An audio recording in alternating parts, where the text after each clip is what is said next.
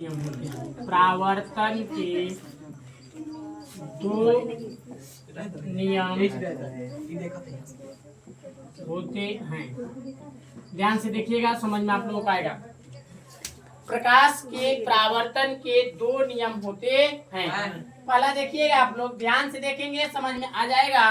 देखिएगा, प्रथम नियम अगर अच्छे से देखेंगे तो चित्र से ही केवल समझ में आ जाएगा, चित्र के अलावा दूसरे से नहीं। यानी कि ऐसे याद कर लेंगे, रटने की आवश्यकता नहीं पड़ेगी। केवल इस चित्र को ही देखकर प्रकाश के प्रावर्तन के भी परिभाषा दे देंगे और प्रकाश के प्रावर्तन के नियम के भी परिभाषा देख लेंगे। केवल अपने में यह चित्र को बसाना है कि किस तरह से चित्र बना है। तो ये देखिए, आपतित किरण या आपतित किरण, और ये होता है प्रावर्तित। मतलब आपतित मतलब आने वाला किरण, प्रावर्तित मतलब जाने वाला किरण, तथा आपतन बिंदु ये होता है। आपतन मतलब जहाँ किरण पड़ता है उसे आपतन बिंदु कहते हैं। आपतन बिंदु पर खींचा गया ये जो सीधे है या अभिलंब है, क्या है? अभिलंब है।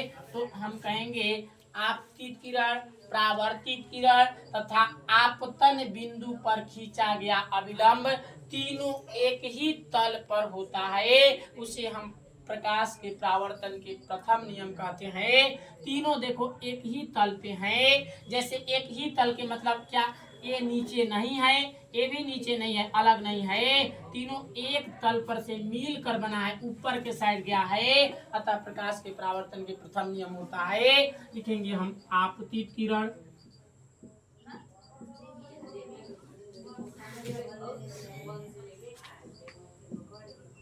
प्रावर्तित किरण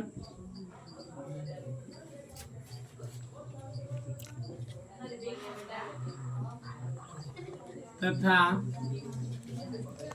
आपतन बिंदु पर खींचा गया अभिलंब तीनों एक ही तल पर होता है। यह प्रथम नियम हुआ। और आप लोगों का द्वितीय नियम होगा, आप लोगों का द्वितीय नियम होगा, ध्यान से देखेंगे। जितने एंगल का ये बनेगा आपतन कोण, आप लोगों का आपतन कोण, आपतन कोण कहाँ बनता है?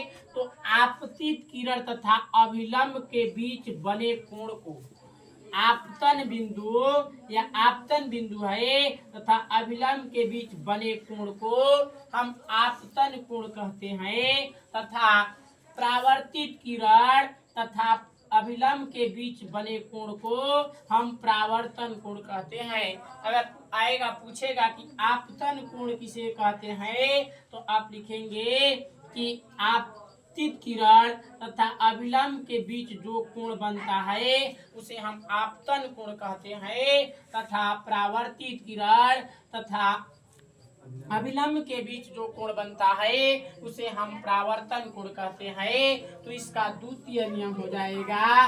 प्रकाश के प्रावर्तन के द्वितीय नियम अगर हम लिखते हैं तो लिखेंगे आपतन कोण, आपतन कोण बराबर प्रावर्तन कोण होता है, प्रावर्तन कोण होता है। आपतन कोण और प्रावर्तन कोण आपस में बराबर होते हैं। यह प्रकाश के द्वितीय नियम है, अर्थात कोण I इक्वल कोण R होता है। यह प्रकाश के प्रावर्तन के द्वितीय नियम है। और हम यह भी बता दें कि आपतन कोण किसे कहते हैं, तो आप लोग बता देंगे बेहिचक देख करके कि आपतन कोण यानी आपतित किरण तथा अभिलंब के बीच जो कोण बनता है वह यानी कि आपतन कोण कहलाता है। प्रावर्तन कोण किसे कहते हैं, तो प्रावर्तित किरण तथा अभिलंब के बीच जो कोण बनता है उसे प्रावर्तन कोण कहते हैं। और आपतन कोण और प्रावर्तन कोण आपस में बराबर होगा। अर्थात अगर यह आपतन कोण बनता है 60 अंश, तो प्रावर्तन कोण भी हमारा कितने अंश का बनेगा? 60 अंश का बनेगा। यह यानी इक्वल होते हैं, आपस में बराबर होते हैं। यह हुए प्रकाश के नियम, लिख लीजिए इसको।